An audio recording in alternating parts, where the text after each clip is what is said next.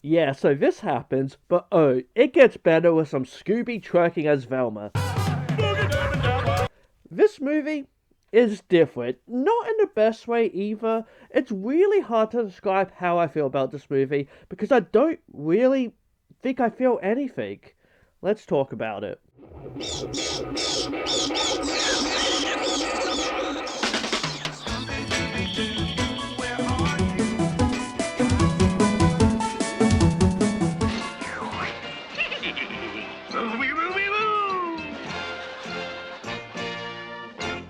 Hey guys, Blazie here, and welcome to my review of Scooby-Doo and the Goblin King. It came out in 2008, and it's a movie I really don't know how I feel about it. It didn't make me mad, just kind of numb and just I think I will have to watch it again to see how I feel on a second viewing, because this is just a strange movie that just happens. I feel like this movie tried to capture the feeling of like Boo Brothers, Ghoul School and the like, with having real monsters, and even a cameo by Scrappy. What a way to treat the character that saved your franchise. But oh yes, this movie has real monsters. But the problem is they tried doing too much that it just feels disjointed. I don't mind some of the whimsicalness, like there's some good shots, including this shot of him riding on a broom, with Scooby's ass in shot most of the time.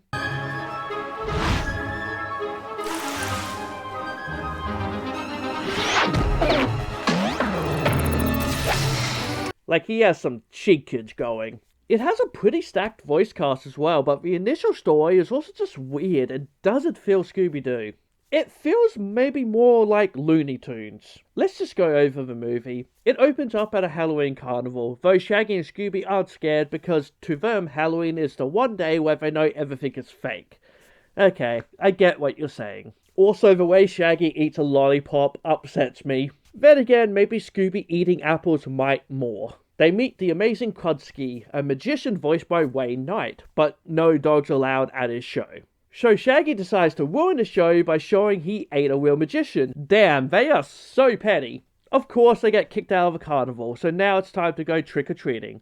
Honestly, if an adult showed up to my door with his dog all dressed up, I'd give them treats. We then follow a fairy, voiced by Hayden Panettiere, as she goes to a magician who is wanting real magic, and she accidentally pushes down a book that shows a goblin scepter belonging to the Goblin King that can give him power. Then, random scene of a fairy flying around as she tries to swat it. It kinda just feels like filler. It's just not funny to me. I don't find the villain funny. Though by capturing her, he steals her powers. Shaggy and Scooby do one last trick-or-treating at Mr. Gibble's magic shop. It's all spooky with a magic mirror scaring Scooby and the like, and they meet Mr. Gibbles, voiced by Wallace Shawn. And then he sings, "When danger's at the door on Halloween night, if you master magic you can put up a fight.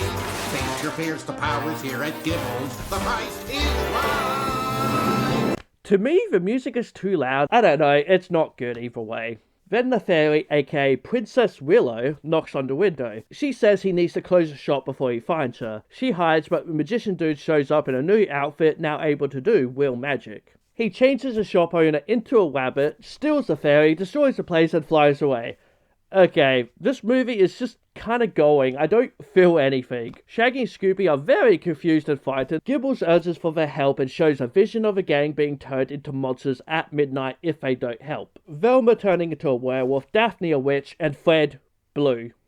Very inventive. Gibbles urges them to steal the Goblin Staff from the Goblin King, as the world will be turned to monsters if the magician got it. This is quite the setup, isn't it? It just doesn't feel like Scooby-Doo. It's too whimsical adventure to feel Scooby-Doo. I don't think whimsy quite works for Scooby, and it isn't even a mystery to solve. Anyway, Gibbles gives them magic cards that can do different things, but only once, like turn them into monsters. Shaggy I hate, but Scooby looks pretty dope. Then suddenly CGI Ghost Train. It's okay, this is really very real CGI stuff in it, it's fine. And it will take them to the spirit world, but they have to return before midnight or be trapped forever. So yeah, this is the story currently, and you know who's missing? The rest of the gang. They're barely in this movie, and it feels worse than the previous movie, where yeah, the gang weren't in it, but they at least had a good reason to be, and still had their moments. Here, not really. It feels like they really had zero clue what to do with the rest of the gang. It feels not well written compared to the other movie. The train flies away being all mystical with ghosts on board. Shaggy gets scared and forces the train to stop, and once out of the train they bump into a werewolf, voiced by Tim Curry. For the Transformation fans out there, here's a clip. Believe me, laddies, you don't want to see my bad side.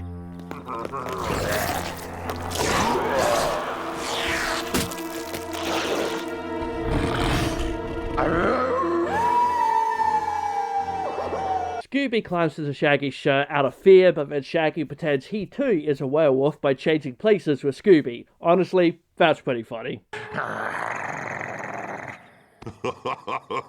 Stone me. It's one of me own brethren. Come on, then. They make it down into a bar with a skeleton band playing wacky music with all the monsters jumping in. It's essentially just 4 cameos, like the Creeper, Mummy, the Phantom, Ghost, Werewolf. It's all just kinda silly. Shaggy then asks if they know a way to the Goblin King, and everyone runs away in fright. Goblin King!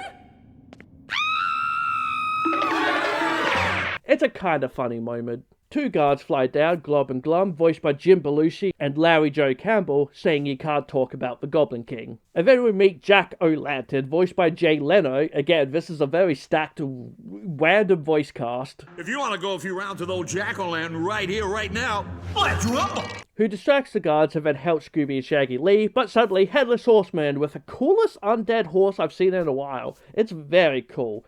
But that said, there's too much happening. There's too many characters. I feel so numb. They run away using one of their cards to summon a dude with a shield who just runs away, then gnomes, then turn a horseman into a clown. Just wacky things, basically. It's a chase scene, though without the music, which is different. I don't hate it, it's just different. At one point, the horseman gets Jack, turning him into like the horseman and all that, but Scooby gets him back and they escape. And now we go back to the gang briefly and see the magician talking to the Goblin King, also voiced by Tim Curry. Poor Velma's brain just breaks seeing real magic and she passes out. That's a pretty funny way for her to handle things instead of just accepting it. But it does mean she's now out of the movie essentially, in a way as now Daphne and Fred plan a trap. Though the magician dude shows the Goblin King he has the fairy and he seems oddly concerned and will exchange her for his scepter, which he agrees to. Back to Scooby and Shaggy, and Jack is taken onto a witch who can help them get to the castle. Though also tells them they have great courage and stuff like that to help them feel better. It is kinda cute the way Shaggy then pets Scooby, like it's a very just wholesome moment. Are you kidding? You guys rescued me from the brainless horseman, hello? That took real courage, and everybody knows courage is the most powerful magic of all.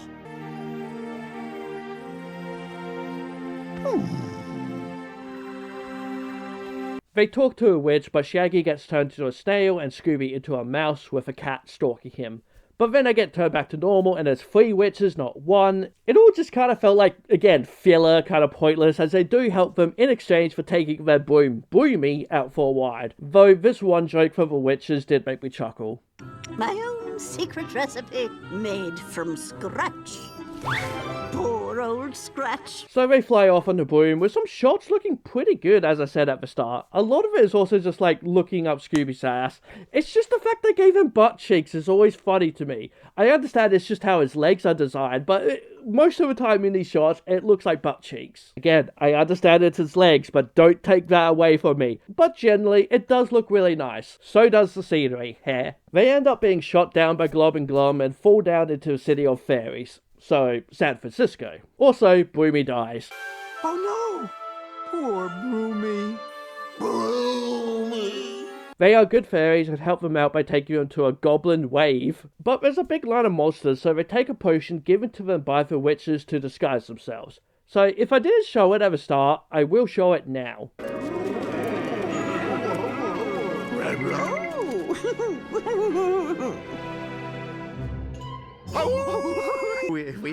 We don't see your kind around here too often.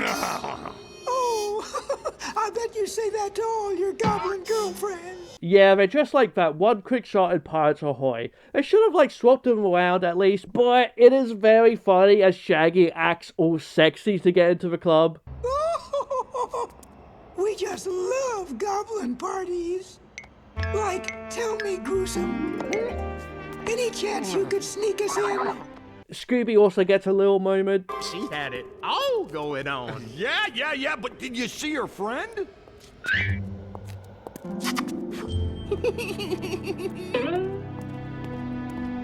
So you know what, I do love this moment. In the Goblin Wave, the music kinda dope and they see the Goblin King holding the scepter, but there's only 5 minutes left. They are then forced to dance with the goblins. Ah yes, because goblins are very much known to just dance with the ladies. I've seen too much stuff. Scooby during the dance totally bounces his ass around as well. Nice. Also then, very gaily, lays over the king to grab his scepter. His wig comes off, but he takes the scepter and then just pashes the king. Now that's very gay. You cannot argue with me on that one. It hits midnight and the goblins all fly free for some reason. I don't know if that was always going to be a thing. I don't know. The king meets a magician dude and gives him the staff. At the same time, Fred and Daphne set off their trap, but whoops, it just captures the king. But they do get the fairy. The magician gets the staff, turning him into a goblin, and then turns the king into a goose. Fred and starts escape, and back to the others trapped in a cell. But luckily, the fairies come in and save them. I do kind of like this joke. Hey, our fairy friends! We're saved! Yippee! Hey, good for you guys! Then Bloomy is alive, thanks to the fairies, and gets them out, and then Jack is here too.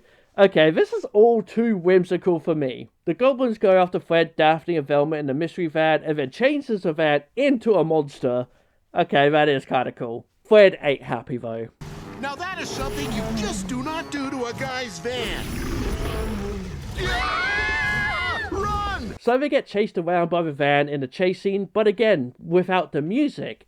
It's like they wanted it to be more mature, but it's still too whimsical for that though, so it doesn't quite fit the tone of the rest of the movie. But I don't hate it. Though then in one of the most bizarre cameos, suddenly Scrappy. In the end, they do get turned into monsters, but Scooby and Shaggy come in with everyone and just sacrifice Jack by throwing him into the magician. Did he die? Yeah, yes he did. Scooby gets the staff and now becomes a goblin dog. Hot. I need therapy.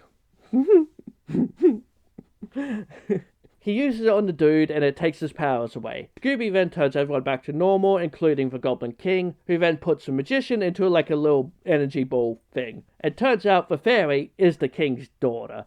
It was pretty obvious, especially with how the king reacted to the princess disappearing, but it does now make the entire movie not make a whole lot of sense. Why didn't they try helping the king if the rabbit, Gibbles, is friends with the fairy? It's kind of dumb. I don't know, it's just a little bit dumb to me. But yeah, everything gets taken back to the spirit world, Jack gets brought back to life, and the king makes Daphne, Fred and Velma forget everything, but not Scooby and Shaggy, and the bad dude gets taken away to the other realm. End of movie. It's a mixed bag, this movie. There's some nice shots that, I could tell they really tried to do something different, but the whimsicalness of this movie I don't think really works for Scooby-Doo. Not to mention, any interesting characters only have a minute or two of screen time and then they're gone. I would have preferred if Jack or even Bloomy stayed a constant companion throughout the movie. There are some good jokes and moments I like, though it's just a bit weird, and that's coming from someone who kinda likes Reluctant Werewolf. I do think, though, if I watch this movie again, I will give it a higher score. And now I'm going off script because I had a lower score in mind. But the more I think about this movie, the more I talk about it, I think I'm going to give Scooby-Doo and the Goblin King a score of 5 out of 10 foxes. Because I do think if I watch this movie again, I would give it a higher score. My plan was to give this movie a 4. I have it written in the script to give it a 4. But the more I talk about it, the more I thought about it even while writing the script, I'm just I don't hate this movie. It's just weird. The whimsicalness just doesn't quite work. But there are some jokes that I liked. I like some of the characters. There's things in it that I do like. It's just a very bizarre movie. So I think I will go a 5 because it is just that average kind of movie. It's nothing offensive or just bad or just like, I guess the question is it at the same level of as Ghoul School to me? No, it's not. Is it the same level as the vampire movie? I can't remember what the name of that was, though, which had the Hex Girls reappear in it. No, because I found that offensive and just bad with how they used the Hex Girls with the songs not actually being in the movie. So just, I thought they were like used wrong in that movie, and so that made me lower the score. But there's nothing here that makes me want to lower the score. Because again, I do feel like they tried something different. I do feel like they tried with this movie. It's just a bit of an enigma of a movie. But yeah, just understand, I don't hate it. It's just bizarre. So yeah, it's a 5. Next up is Scooby-Doo and the Samurai Sword. Hope you enjoyed the video. Please do give it a like. I have Blue Sky, I have PayPal if you want to help me out and help donate. It really helps me out. I really appreciate it. All linked down below, and yeah, Blue Sky, if you want to follow me over there, that would be amazing. Thank you all so much. Please do, like, if you missed any of the reviews, I have a whole playlist. Go watch the playlist. Absolutely helps me out. Thank you so much. Please do give this video a like and subscribe to my channel because I love you if you do. Hit that bell icon. And as Fox says, be who you want to be. Alright guys, bye for now.